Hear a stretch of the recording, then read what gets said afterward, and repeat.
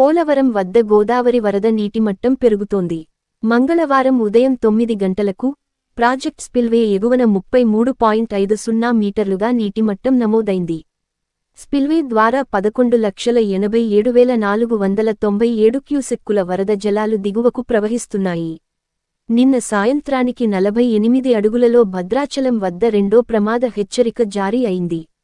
ఉదయం 11 గంటలకు 51.60 అడుగులకు చేరిన వరద ప్రవాహం స్వల్పంగా తగ్గి సాయంత్రం 3 గంటల సమయానికి 51.20 అడుగులుగా నమోదైంది.